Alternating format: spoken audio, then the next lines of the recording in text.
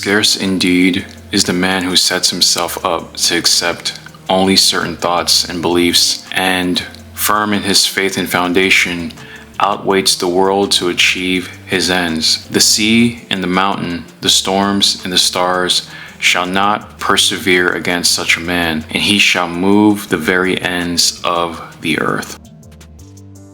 The universe will restore all your wasted years when you do this. If you're watching this video, chances are that you're someone that has felt, at least at some point in your life, that you have wasted time. You have wasted years.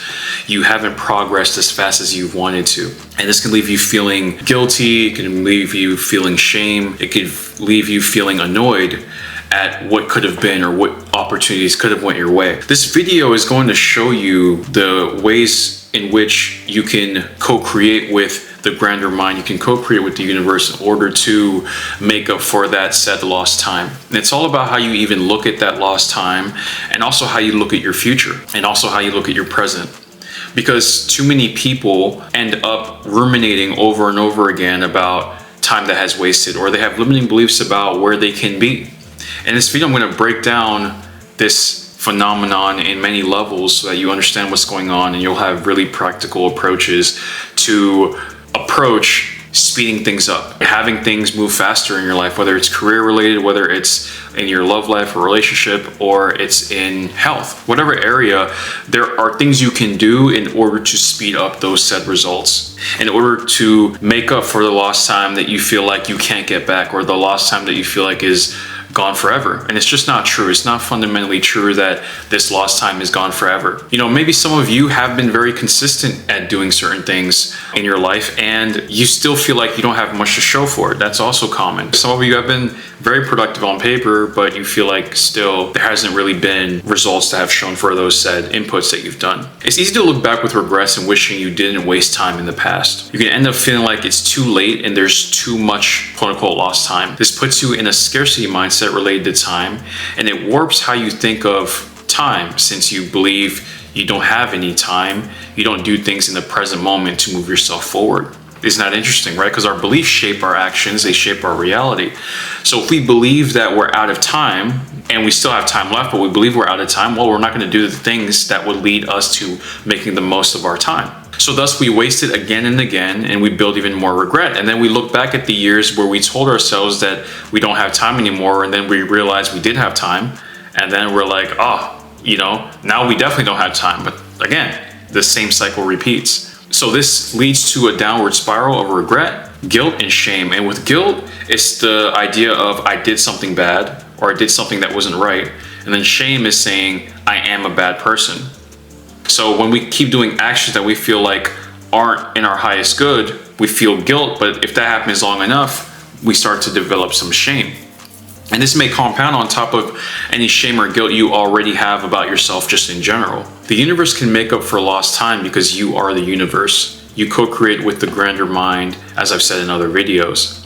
But the universe, aka you, is waiting for you to make the decision that it is time to make up for lost time.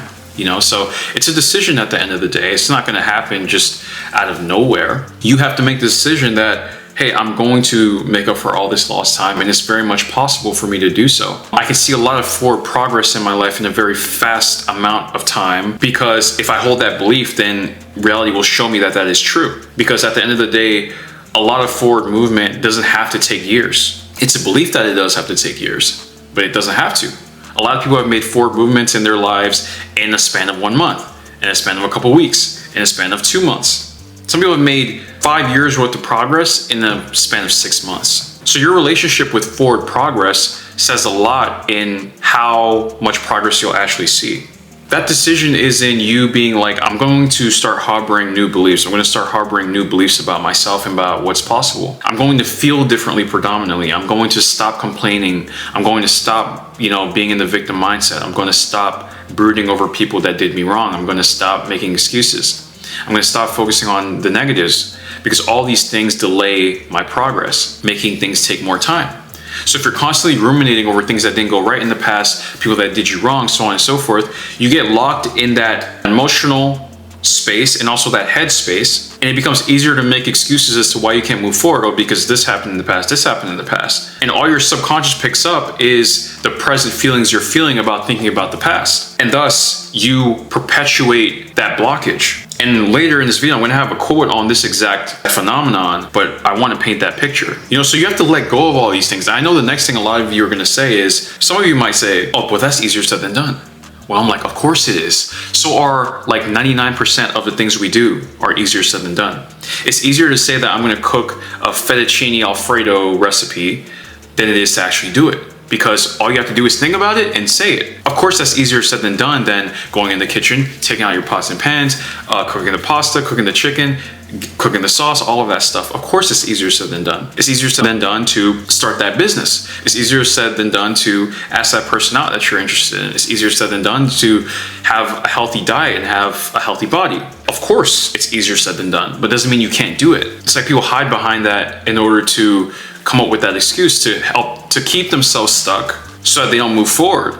So they don't have to get into the arena, into the terrain. And this is an example of the box trap, which I'm going to read about. It's from one of my favorite books, How I Found Freedom in an Unfree World by Harry Brown. Quote, "You're in the box trap if you tolerate any such situation by assuming there's no way out of it. The first thing to recognize is that you're paying a price every day you remain in the box. You're foregoing more attractive alternatives, and you suffer discomfort just from knowing that you don't like the situation, plus the discomfort of whatever you have to do to keep from rocking the boat." So the box trap is this idea that we cage ourselves in situations by not essentially taking actions towards resolving them, by not doing the uncomfortable things in order to resolve them. And if we don't do that uncomfortable thing to resolve the situation we're in, then, well, it's just going to be more uncomfortable, more uncomfortable, more uncomfortable. And a lot of people tend to normalize discomfort like this. Maybe you've normalized discomfort at this level, but you don't have to. Here's a practical. I want you to ask yourself these questions. How can I feel better about myself and my life predominantly in healthy ways? So I don't mean escapism where you're coping with very negative habits in order to feel better about your life. I mean, what healthy habits can I integrate in order to feel better about myself and my life predominantly? And I say predominantly because you want to feel predominantly positive emotions, because this affects your frequency, it affects the way you think, it affects the actions you take, it affects the hunches you get. So if you feel better day to day, you're going to start to realize that better things come your way, both on the mental level, both on the spiritual level, and also on the physical level, because they're all connected. Another question is, what do I need to stop complaining about? Do I need to forgive myself for past mistakes? Do I need to forgive others? How can I have more love for who I was and who I am? What negative assumptions am I making, especially towards the direction you're trying to head towards? And what excuses am I making and why? Just like my example earlier about the whole easier said than done excuse. Some of you fear success and the added responsibility it comes with. So that may be the thing that you fear as to why you're not going towards what you're going towards and why you're wasting time. But make sure you identify that and just say that and be very honest to yourself about, that's my hidden fear, so that you actually know what you're working against and working on. Don't start making up all these excuses, because they're just surface level and they're preventing you from getting to the root. Now, if you come across these excuses, they're there to basically stop you from finding the truth, right? That's what the ego does. But still, don't let them hold you back. So you may have excuses of, I'm not starting that art project because, AI is here nowadays and everybody just likes AI art. They don't care about real human art anymore. So that limiting belief is covering that fear of actually starting. Same thing in the relationship context, same thing in the career context, same thing in anything you're going towards. What am I trying to hide by coming up with these split-second excuses? And guess what? You'll probably find evidence of these excuses. I'm sure you will. I'm sure you'll find forums on those same excuses, people having those same excuses. I'm sure you'll find people on social media, same excuses, friends, same excuses.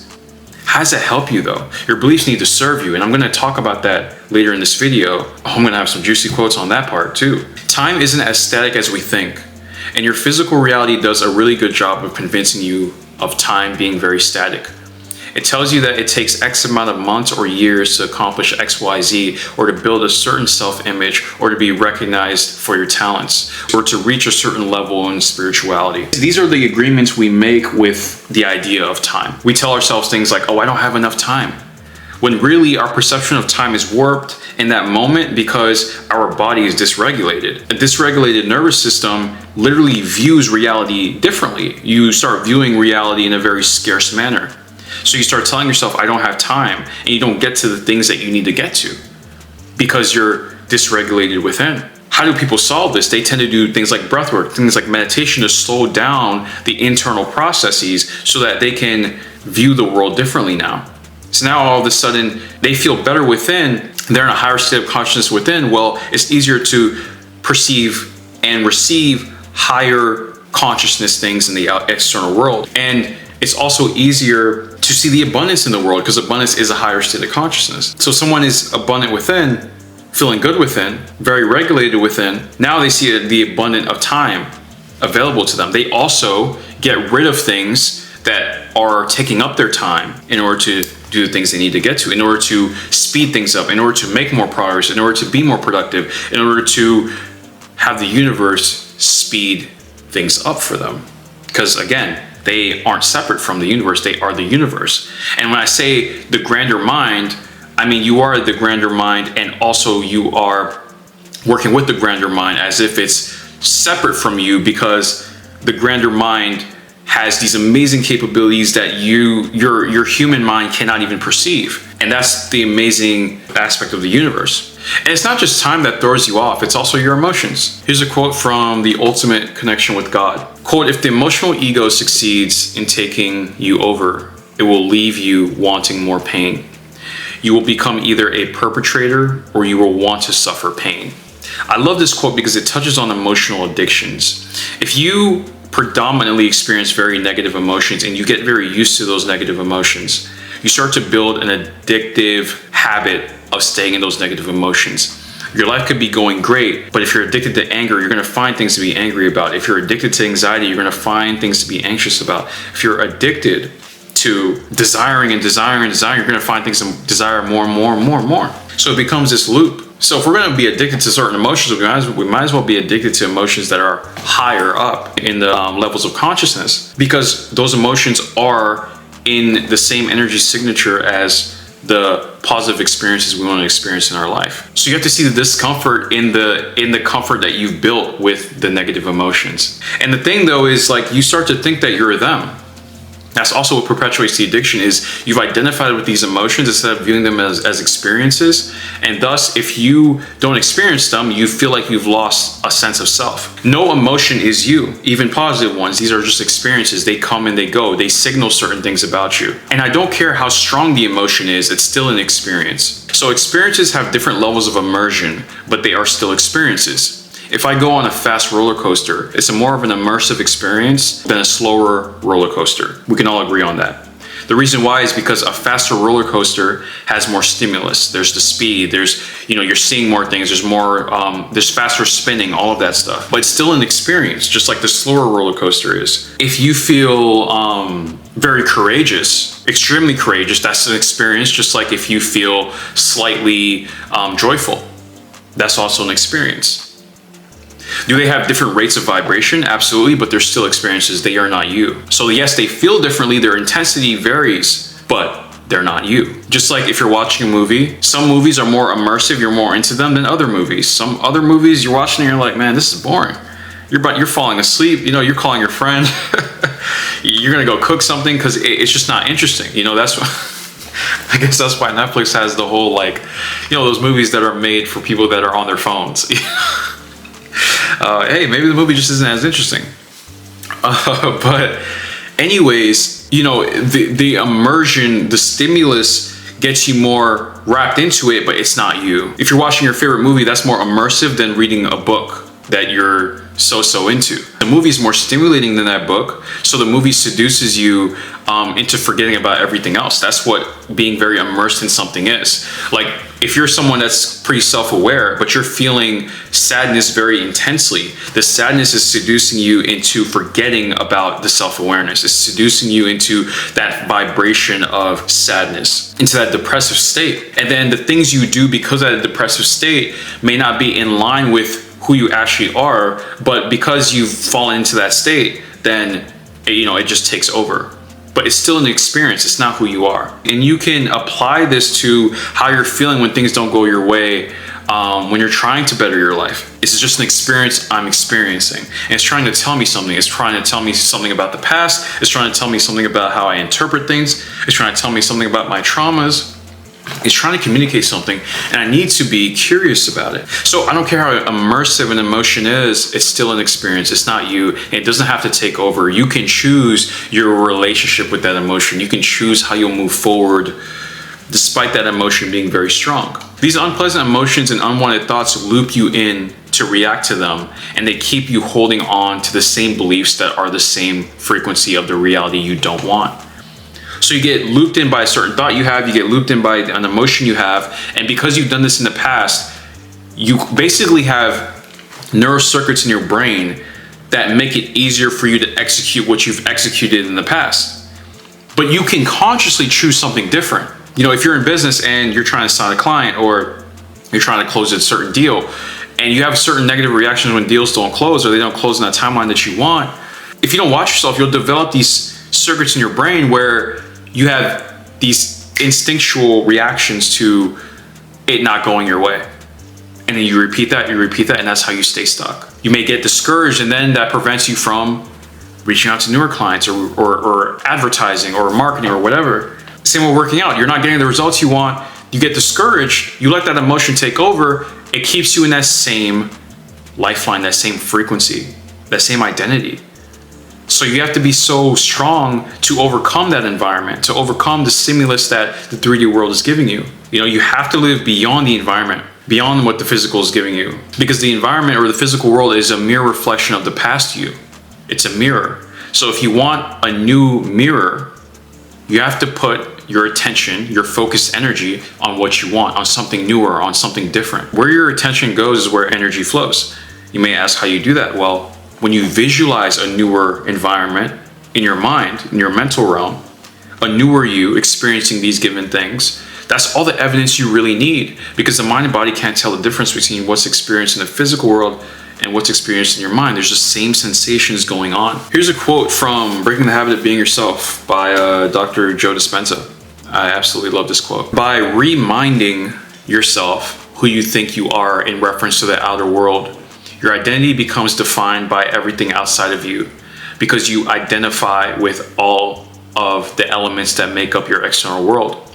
Thus, you're observing your reality with a mind that is equal to it.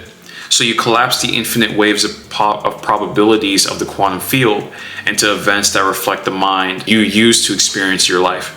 You create more of the same thing.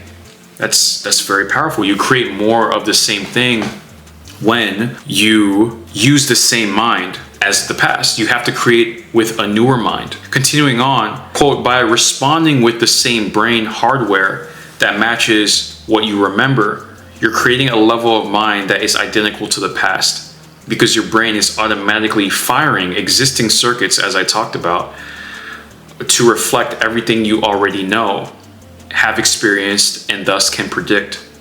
According to quantum law, which by the way is still working for you, your past is now becoming your future. And again, this is how you experience these slow ups. This is when it feels like the universe is against you, quote unquote. Really, it's not. It's you fighting against yourself. So anytime the outer world reality is fighting against you, we have to look within. Look within our subconscious beliefs. Look within our patterns. Look at our emotional states. Look at what we're complaining about. Look at what we're believing. Look at what we're assuming.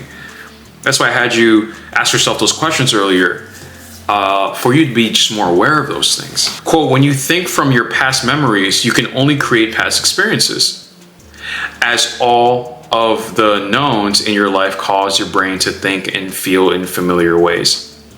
thus creating knowable outcomes. You continually reaffirm your life as you know it. And since your brain is equal to your environment, then each morning your senses plug you into the same reality and initiate the same stream of consciousness. How do we break that stream of consciousness that keeps plugging us into the same reality in the physical world? Like I said, we visualize a newer reality. We do this because when we visualize a newer reality, our senses are now plugged into that newer reality. Smell, taste, touch, hearing, what we see. This is an immersive experience in the mental plane that creates positive emotions within us. And now we have evidence of something newer. And that gives us conviction that that can happen, that we can bring it forth. I always say that it's in your best interest for your beliefs to serve your highest good. It always is. You know, if you don't have your beliefs serve your highest good, it's like having an axe and hitting yourself with it, right? Beliefs that serve you, they can bulldoze through life. They can bulldoze through limiting beliefs. They can bulldoze through things that are getting in your way when you hold on to these powerful beliefs that serve you. But if you don't, you're using this power against you and you're keeping yourself stuck. So beliefs that don't serve you are hurting you. It's an axe that is hurting you. This whole idea of kind of hurting yourself reminds me of the double bind concept in psychology. And in the book by Alan Watts called The Book, he talks about the double bind, but he talks about it in terms of like on page 71, he talks about the double bind in terms of society, like how like societal double binds that go on, which is great and informational and very informative. But when I read that, it reminded me of the inner double bind that happens. What I mean by that is, if we're not making progress, the ego gets on us about it. You know, we beat ourselves up about it. But then when we start making progress, we start looking at all the ways in which we could be making progress faster or better. We look at our mistakes and the ego brightens out those mistakes. So it's a double bind. It's like you're damned if you do and you're damned if you don't. And you got to watch out for this, because even if you start applying things that better your life, things in this video, things in my channel, which you might notice, especially if you have very negative beliefs about yourself and a very toxic inner voice, you'll find that even if you're doing things right, you're gonna basically magnify things that you're doing wrong. The ego's gonna make you feel bad about that. So you have to watch that voice as it talks. It's that double bind. It's that damned if you do, damned if you don't. You could view that as the old self trying to keep you stuck. And your newer self needs to be more dominant. It needs to be more of a stronger voice within you. When you notice areas where you could improve and be better, just make note of that, right? Compliment yourself. See the progress you're making. Before I continue on, I just want to say that Identity Resonance is taking on new clients. If you're interested in learning more about the program, fill out the form, link in the description. So here are some questions you can ask yourself, more questions you can ask yourself. How can I live beyond my environment? And I just talked about it. Visualizing and being very immersed in that visualization is a great way to live beyond your current 3D world environment. Affirmations are very powerful too. Emotionally, especially affirmations with very emotional words spoken. Also, what can I believe that will serve me? What new beliefs can serve me for the better? So that the axe I'm using is to go through life and accomplish the things I want to accomplish instead of using that axe against me. You know, a belief you could definitely hold on to is the universe will make up for lost time and it starts with me. The universe will make up for lost time and it starts with me. I'm fully capable of transforming my life pretty quickly. And again, after all, why does it have to take a lot of time? What if it can happen very quickly? What if you can see small progress very quickly? And your limiting beliefs will pose all sorts of arguments and logic and whatever it used from, observing the physical world. And this type of deductive reasoning has its purpose, right? It helps us see patterns in life. It helps us, this is how humans have gotten to the top of the food chain, right? Deductive reasoning. We've observed things in the physical world. We've made notes of it. We've created action steps, all that stuff. That's great. But when it comes to changing your life, that can work against you really fast. So you have to play devil's advocate against these beliefs. You need to be very suspicious of your old self, because why is your old self defending these limiting beliefs so strongly? You want to ask yourself that. The reason why is because it's trying to stay put. Your subconscious, which is anchored to your old self, which basically has created your old self through experiences, doesn't feel safe letting go of that old self, because although that old self brings pain, it's still familiar, it's still comfortable. That's why your old self is defending all these limiting beliefs. But you got to break through that. Your old self is trying to stay alive beyond all these other versions of you, all these other versions of you that exist that you could tap into from the quantum field. It's basically a game of which version of you is going to be most dominant. And you have to be able to envision a version of you that exists, that is beyond the current version of you, that you can make exist. You want this newer version of you to win. This is what we talk about in my identity resonance program, is which version of you is going to win in this race. Because the current version is trying to maintain, I call the old self because we want to assume that it's the old self, but the old self, current version, wants to remain. The newer one needs to come in and take over. But it starts with you. It starts with the decisions you make. It starts with the practices you do. It starts with the assumptions you make. It starts with so much. And that's why, I'm making this video so that you get the blueprint, you get the breakdown. For most people, their lower selves dominate.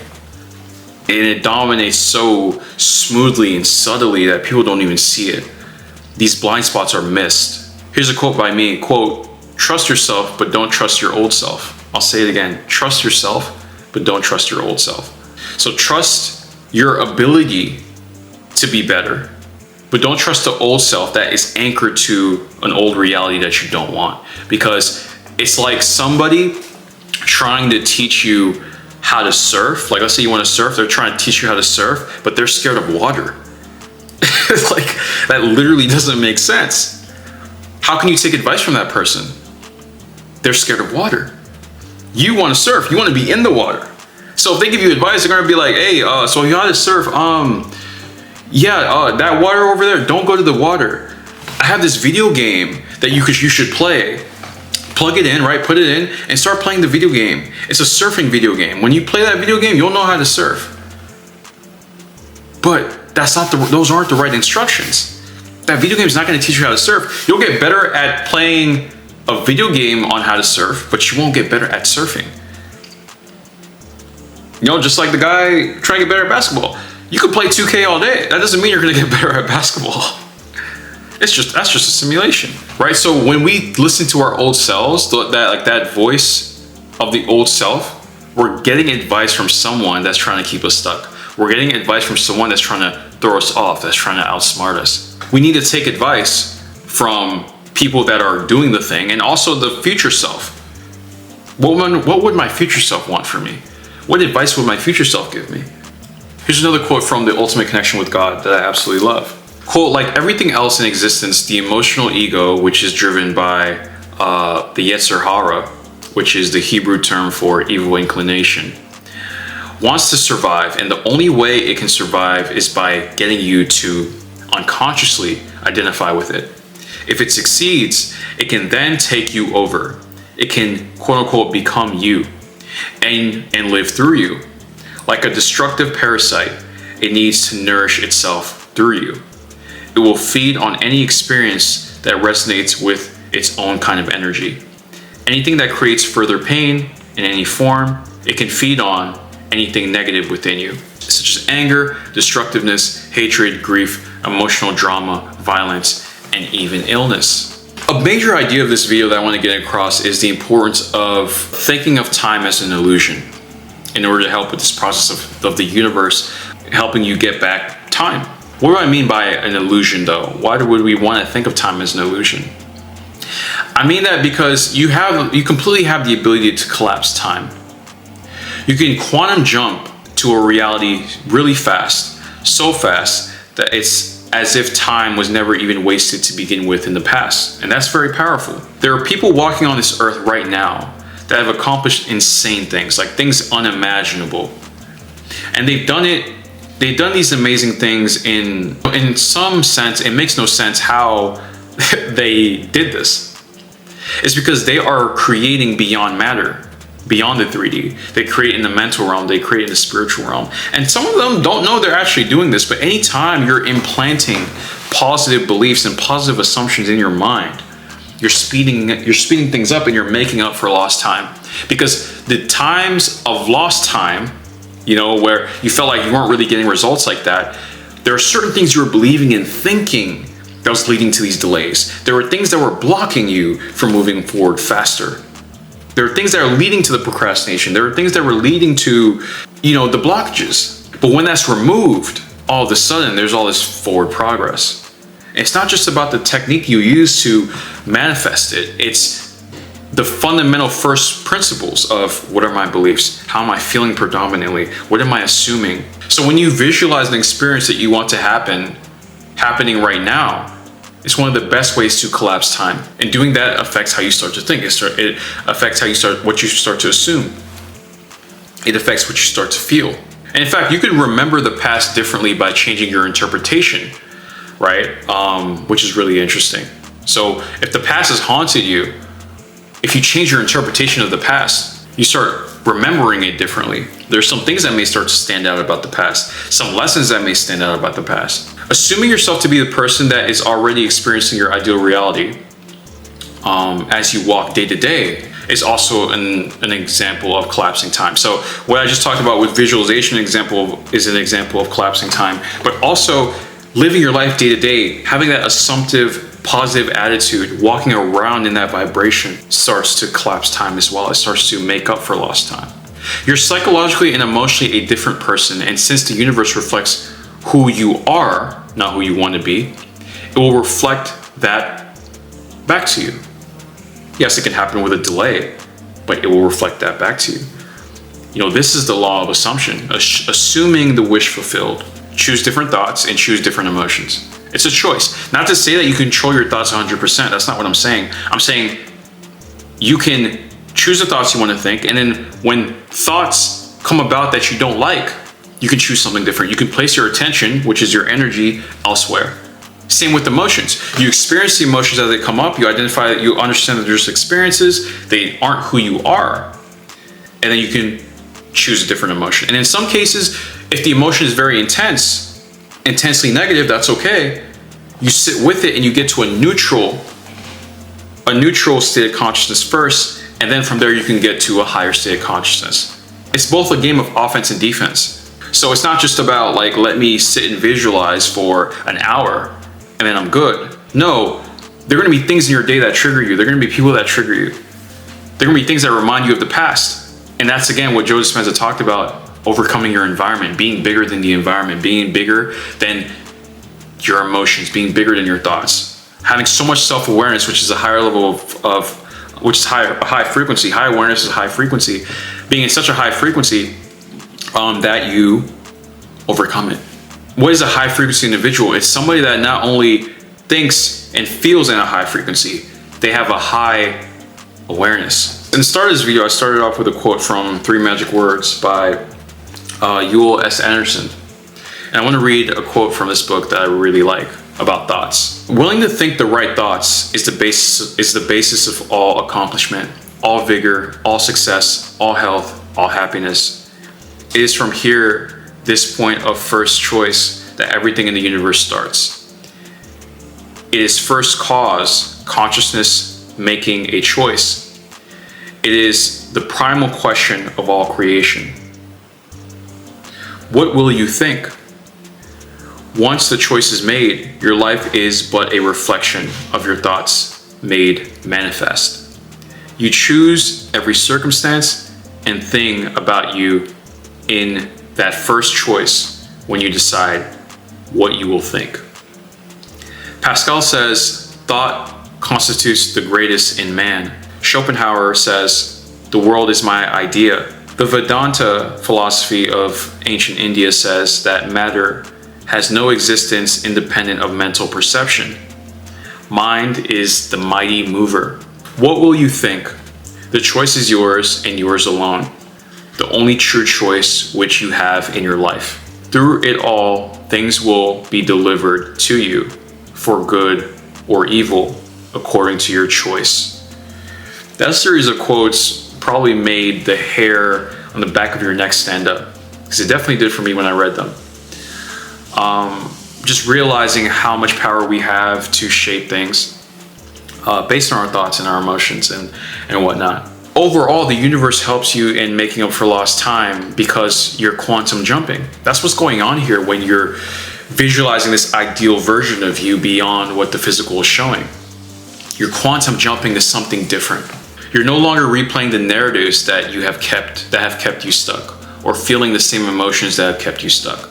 And when you're visualizing, when you're doing affirmations, when you're doing positive habits, you're building up a newer subconscious program. You're programming newer subconscious beliefs, because your subconscious mind is connected to the all. So that's what is going on when we say our beliefs shape our reality, of course, along with other things. But like, what's going on is that we're plugged into the reality automatically. And it's just basically taking what our subconscious beliefs are and then reflecting it back to us. So when you program new beliefs, and honestly, new beliefs can be programmed in the span of a couple weeks to a month, maybe even in some cases shorter than that. In other cases, maybe it's a couple months. But when you program new beliefs in, you're now cutting down time a lot, because these beliefs are happening in the present, right? So if it's an affirmation, it's spoken in the present tense, it's spoken in the now. And when you say that this is who you are now, that's what you start to embody now. If you embody that now, you don't have to wait for it, because it's happening right now. You don't have to wait a bunch of time to be confident by just doing things that will lead to confidence. If you're programming your subconscious mind the right way, you start feeling confident right now. And that's what collapsing time looks like. And again, so, affirmations are a subconscious technique. But when you remember the first principles of it, like repetition, emotion, assuming it, right? When you remember these first principles, that's what's most important beyond just the technique. With these newer subconscious beliefs, you're now entering a newer self. You're entering newer lifelines, as Vadim Zeland talks about in reality transurfing. If I'm believing in something new about myself, I am tapping into that frequency now. And now this newer version of me is now beating out this older version of me. Lifelines, our trajectories our lives take based on decisions we make or the decisions we don't make. Very small or big decisions. So, all this lost time, quote unquote, that has happened in your life, there are certain decisions you made and didn't make that have led to those lost times. But at the same time, there are decisions you can make and not make now that will speed things up. So this is how this law works. It just goes to show you, it's not that the universe is against you. There are things you need to identify about yourself in order to make up for that lost time. I like to make my videos very nuanced, so I always like to talk about the things that would prevent you from applying the things spoken about in this video. Here are some things that you have to watch out for that would slow you down if you're not aware of it enough. Limiting beliefs. You need to watch these like a hawk and deconstruct them, play devil's advocate, and deprogram them. And again, if you need help with this, book a call with me. Limiting beliefs like, it's too late, I don't deserve it, I'm not smart enough, I'm too old. All of these things you have to watch out for. Because if you believe these things to be true, then why would you question them? Why would you do things to actually move that situation forward? Another thing that would negatively affect this entire process is strong emotions that you aren't able to get beyond. Strong emotions that you aren't able to just watch. Strong emotions that you aren't able to just realize they're just experiences and they aren't you. Especially if you have emotional addictions to emotions like guilt and shame. Another thing that would negatively affect this entire process of making up for lost time is distraction. So what are your distractions? What are your dopamine leaks in your life that distract you, that make you forget about where you're heading? You want to limit them or get rid of them and be very serious about it. Things I talk about on my channel, these are lifestyle changes you have to make. These aren't like, cool video. These aren't like, I'm gonna try this cool challenge. Like, no, that's not what I talk about in this channel. This channel is like serious stuff. So get rid of those distractions. And another one is thinking too human-like, funny enough. What I mean by thinking too human-like is that you're not making enough room for universal thinking, making room for the ways in which God or the universe approaches reality, understanding the different planes of existence, understanding like how it's a mirror and how it delays, understanding how energy affects your life. If you're thinking too much in a very scientific sense, if you're thinking too much in a deductive reasoning sense, then it's going to affect your ability to apply all this. Now, again, deductive reasoning is important. Science is important, but there are things science hasn't realized just yet, or at least mainstream science, because there's sciences and spirituality that have got it, right? But There are things that mainstream science doesn't understand just yet. That if you're thinking too much like that or too much like the collective, then you're gonna, and plus on top of that, you're being distracted and you got all these emotions. Oh man, like these things you gotta be aware of. And this is why I say this is a game of offense and defense. So I'll go through it one by one. Limiting beliefs, how do we purge them? Journal about it. Create AI characters that basically challenge your limiting beliefs. You can go on ChatGPT and literally program it to play devil's advocate against all your limiting beliefs, right? As a reflection, as a nice exercise. How do you overcome your emotions? Awareness, understanding that they're experiences, being curious and not judging them. Also experiencing them and letting them go. How to be less distracted. New lifestyle habits, make it a non-negotiable. Thinking like the universe, adopt a more universal mindset. The less you see separation, the more you'll think like the universe. The less you see separation between you and that human next to you, the less you see separation between you and that inanimate object, the more likely you are to think in terms of energy, if everything is made of energy, because everything is. And if you're thinking in that way, now you're like, oh, if everything is made of energy, if I'm made of energy, if the basic building block of everything is energy, then if there are certain experiences I want in my life to attract, then I need to be in that same frequency. I need to change my energy to attract that energy. And one of my favorite meditations I've done for myself is meditating and just visualizing myself as this ball of energy or just this body of energy, and that's it. I don't have a name, I don't have a face, I don't have anything that is related to ego or human construct or things related to my human self. It's just me in an energetic form. And then I envision the thing I want, that energy color is orange, and then my energy color is currently blue. If I want that thing that's orange, I'm gonna become orange. So I'm gonna gradually shift my energy to being orange. And now it's a match, boom. The more you do the things mentioned in this video, the faster the universe will restore all your wasted years.